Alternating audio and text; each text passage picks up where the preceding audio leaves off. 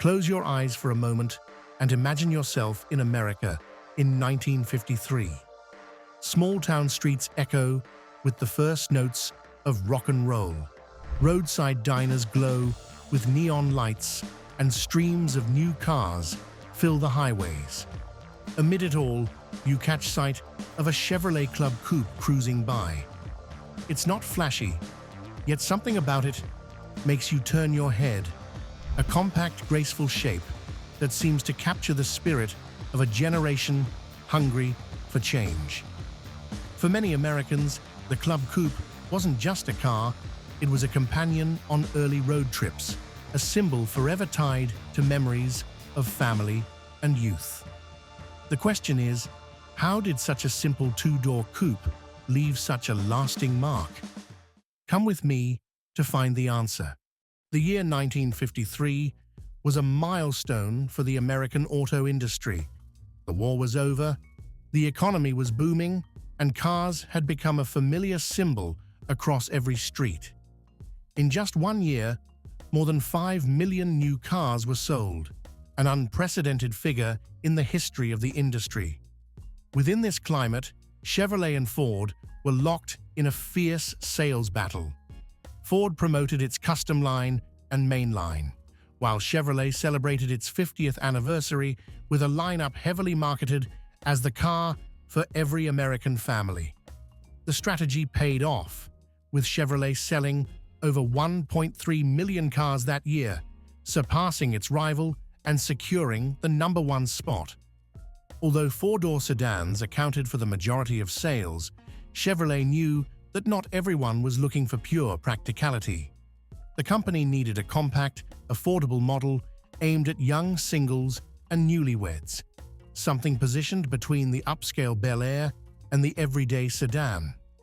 The Club Coupe was born from that very market demand, and its exterior design perfectly reflected the shift in American taste in the early 1950s. Gone were the heavy, boxy shapes of the post-war years. This two-door coupe presented a cleaner, rounder, and more graceful look. The front end made a bold statement with a wide grille of thick horizontal bars stretching across the car's face.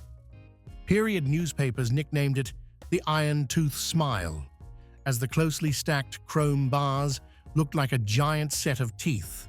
While controversial, this detail gave the Club Coupe a distinctive identity, instantly recognizable on the street. Round headlights nestled in bright chrome bezels flanked the grille, while the long hood and continuous chrome trim along the sides added a touch of understated elegance. The roof curved gently before flowing into a rounded rear end, a nod to the earlier, streamline era of the late 1930s, but modernized into a tidier, more contemporary shape. What set the coupe apart from the four-door sedan was its proportions. With only 2 doors and a shorter body, it conveyed a sense of youth, privacy, and even sportiness. If the sedan symbolized family stability, the coupe carried the aura of youthfulness, a car for those who wanted to step away from convention. Compared with the Bel Air of the same year, with its lavish chrome and upscale feel, the Club Coupe appeared simpler, more accessible to the working class and younger buyers.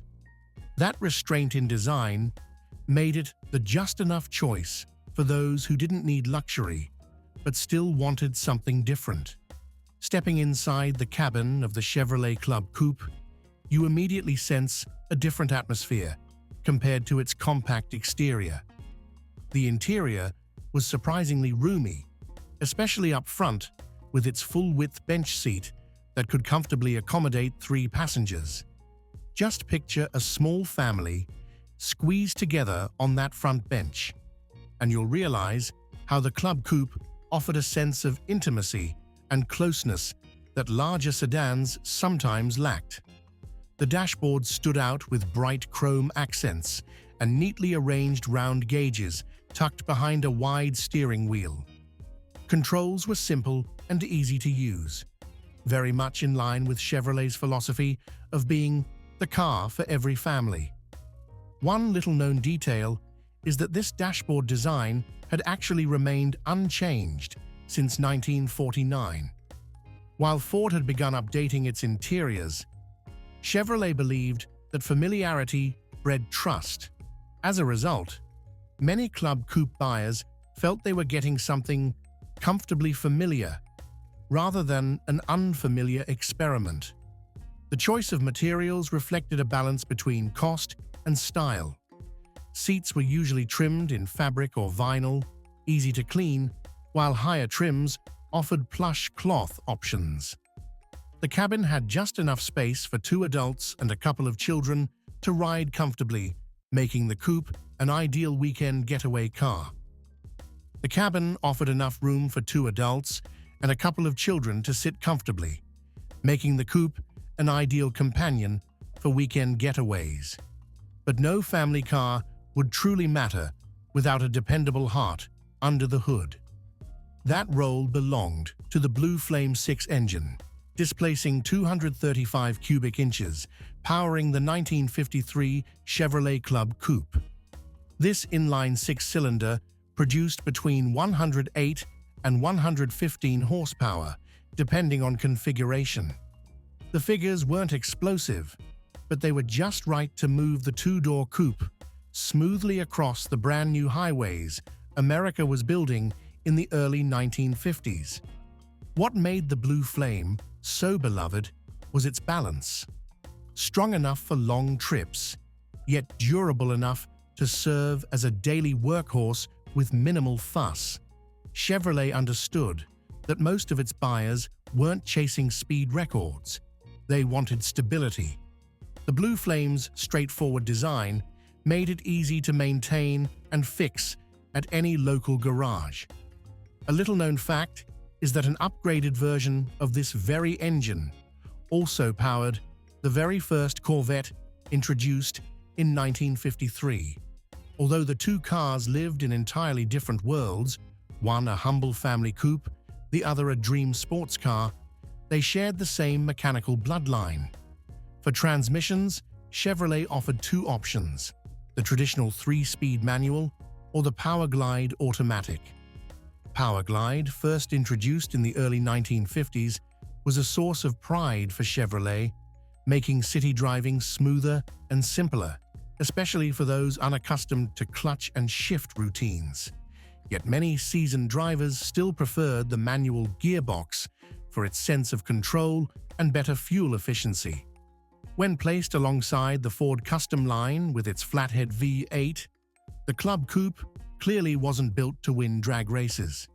Instead, Chevrolet leaned on reliability and smooth driving, qualities American families valued far more than raw horsepower. Chevrolet remained committed to the traditional body-on-frame design, where a separate steel frame carried the load and the body was bolted firmly in place. This approach may not have been cutting-edge, but it delivered durability and ease of repair, essential for families who expected their cars to serve them for years. The suspension was a highlight. Up front, the Club Coupe employed independent coil springs, allowing it to soak up bumps and rough roads more effectively than many budget sedans.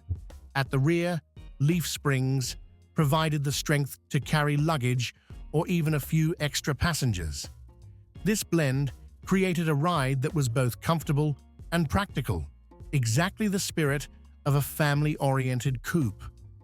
A little-known detail is that the Club Coupe was noticeably lighter than the 4-door sedan built on the same chassis. This not only improved fuel economy, but also gave it an edge in acceleration and handling. That's why many local racers chose the coupe as the base for their stock cars, proof that sometimes less weight mattered more than more power. The 4-wheel drum brakes, while standard at the time, had one drawback.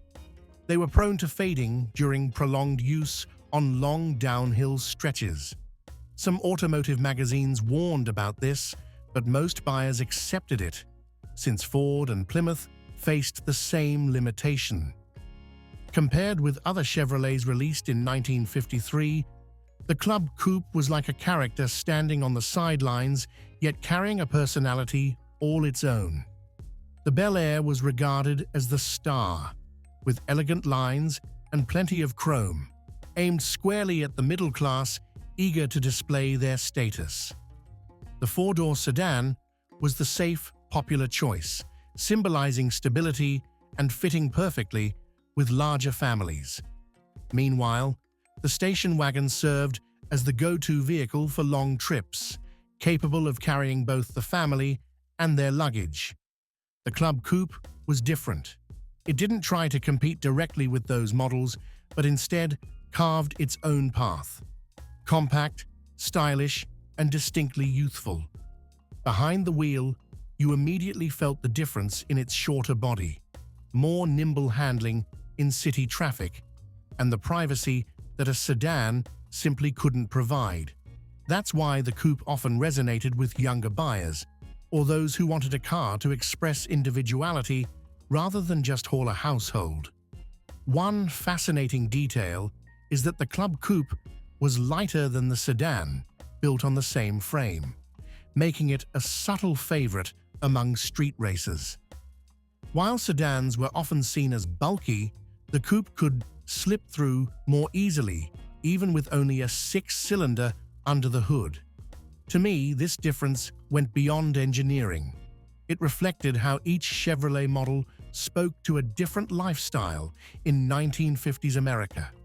Those very moments made the coupe special in the eyes of young buyers. Many young men chose the two-door coupe because it offered more privacy than a sedan, spacious enough to carry friends, yet compact enough to maneuver easily through crowded city streets.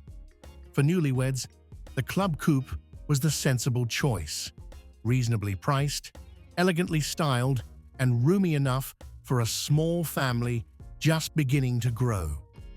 It wasn't unusual to see the Club Coupe featured in advertisements, movies, or even parked at drive-in diners during date nights. A familiar scene was a young couple sitting close together on the long front bench seat, while the coupe rested under glowing neon lights, a moment forever tied to the memories of an entire generation. A little-known fact is that the Club Coupe also found its place in the world of street and local racing.